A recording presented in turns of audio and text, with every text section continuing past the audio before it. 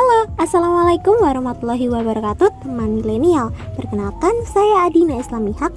Saya adalah mahasiswa Universitas Negeri Semarang, jurusan Pendidikan Luar Sekolah, angkatan tahun 2019.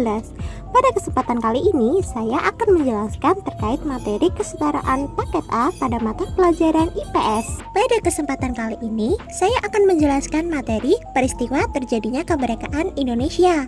Seperti yang kita tahu, kemerdekaan Indonesia jatuh pada tanggal 17 Agustus tahun 1945. Namun, bagaimana sih runtutan peristiwanya sehingga bisa ditetapkan 17 Agustus sebagai hari kemerdekaan? Mari kita simak di video berikut ini. Kemerdekaan Indonesia dimulai dari peristiwa kalah Perang Dunia Kedua Jepang akibat bom atom yang dijatuhkan di kota Hiroshima dan Nagasaki oleh sekutu. Lalu pada tanggal 12 Agustus, tiga tokoh pergerakan nasional yaitu Dr. Rajiman Weddireningrat, Insinyur Soekarno, dan Muhammad Hatta memenuhi undangan Jenderal Terauchi, sang Panglima Tentara Jepang bagian Asia Tenggara. Pertemuan ini dilakukan di Dalat, Vietnam Selatan. Dalam pertemuan tersebut, Jenderal Terauchi mengatakan pemerintah Jepang telah memutuskan untuk melepaskan Indonesia. Berita kalahnya Jepang sangat dirahasiakan, namun diam-diam didengarkan oleh tokoh kaum muda yaitu adalah Sultan Syahrir. Pada 14 Agustus 1945 sore, Sultan Syahrir sudah menunggu kedatangan Hatta dari Dalat.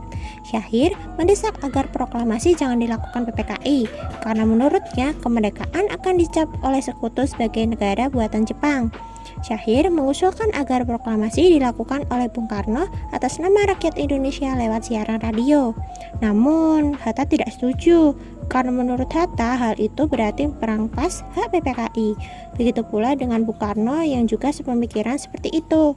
Setelah berkali-kali diadakannya rapat antar golongan muda memutuskan untuk mengasingkan Soekarno-Hatta ke Rengas Dengklok, sebuah kota kawedanan di sebelah timur Jakarta, pada tanggal 16 Agustus jam 4 pagi.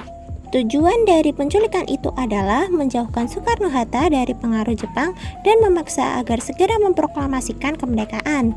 Soedarjo Singgi berbicara secara empat mata dengan Bung Karno. Bung Karno menyatakan bersedia melaksanakan proklamasi segera setelah kembali ke Jakarta. Berdasarkan hal itu, siang itu juga Singgi kembali ke Jakarta dan mengabarkan itu kepada golongan tua yang diwakili oleh Mr. Ahmad Soebardjo dan golongan muda yang diwakili oleh Wikana. Mereka berdua sepakat setuju. Ahmad Soebardjo berangkat ke Rengas Dengklok pada hari itu juga untuk menjemput Soekarno-Hatta.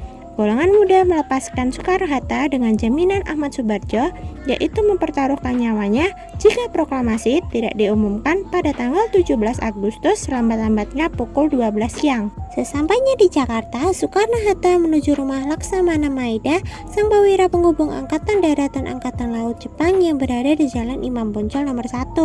Para pemuka Indonesia yaitu Soekarno, Hatta, dan Ahmad Soebardjo berkumpul untuk merumus dan menuliskan proklamasi dan dibacakan di hadapan tokoh-tokoh peserta rapat. Setelah disepakati, teks proklamasi selanjutnya diserahkan kepada Sayuti Melik untuk diketik dan ditandatangani oleh Soekarno-Hatta atas nama bangsa Indonesia.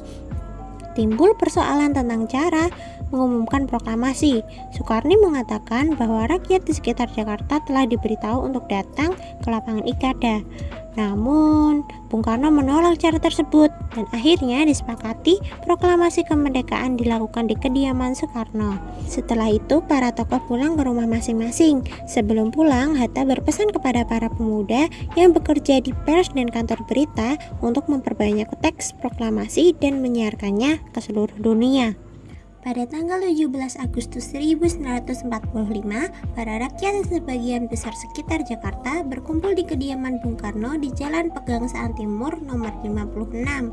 Pada tepat jam 10 pagi, Bung Karno membacakan teks pidatonya dan proklamasinya yang disiarkan melalui radio ke seluruh dunia. Dan berikut ialah pidatonya.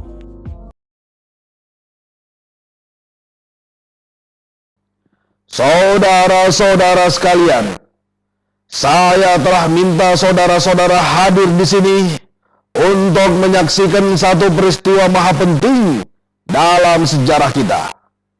Berpuluh-puluh tahun kita bangsa Indonesia telah berjuang untuk kemerdekaan tanah air kita. Bahkan telah beratus-ratus tahun. Gelombang aksi kita untuk mencapai kemerdekaan kita itu ada naiknya dan ada turunnya.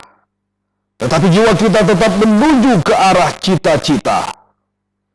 Juga di dalam zaman Jepang, usaha kita untuk mencapai kemerdekaan nasional tidak berhenti-henti. Di dalam zaman Jepang ini, tampaknya saja kita menyandarkan diri kepada mereka. Tetapi pada hakikatnya, tetap kita menyusun tenaga kita sendiri. Tetap kita percaya kepada kekuatan sendiri.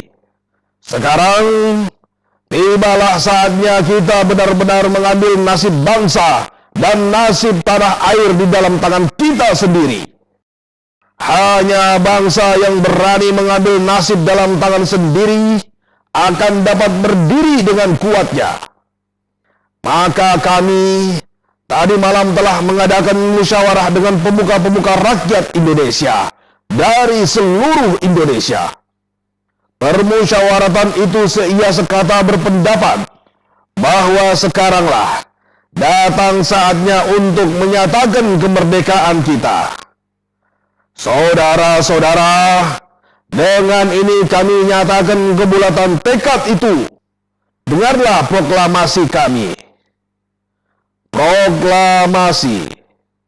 Kami, bangsa Indonesia, dengan ini menyatakan kemerdekaan Indonesia.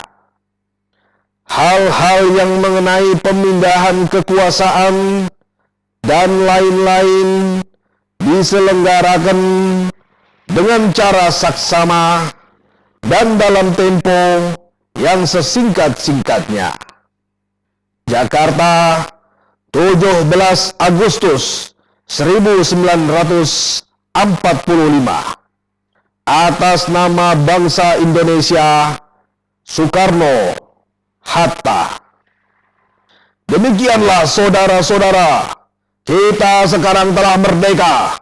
Tidak ada satu ikatan lagi yang mengikat tanah air kita dan bangsa kita. Mulai saat ini, kita menyusun negara kita. Negara merdeka, negara Republik Indonesia. Merdeka kekal dan abadi. Insya Allah, Tuhan memberkati kemerdekaan kita itu. Setelah pembacaan teks proklamasi selesai, upacara dilanjutkan dengan pengibaran bendera merah putih yang dicahit oleh Ibu Fatmawati. Pengibaran bendera merah putih dilakukan oleh Suhud dan Latif. Para hadirin menyanyikan lagu Indonesia Raya diiringi oleh B.R. Supratman. Meskipun berlangsung secara sederhana, upacara tersebut berjalan dengan hikmat dan menjadi cikal bakal Hari Kemerdekaan Indonesia hingga saat ini. Nah, berikut tadi adalah penjelasan tentang peristiwa terjadinya kemerdekaan Indonesia dari pertemuan Dalat, penculikan Rengas Dengklok, perumusan proklamasi, dan akhirnya terproklamirkan proklamasi Indonesia. Terima kasih telah menyimak video ini. Semoga dapat menambah pengetahuan teman milenial dan menambah rasa cinta tanah air. Sekian dari saya. Salam mereka. Wassalamualaikum warahmatullahi wabarakatuh.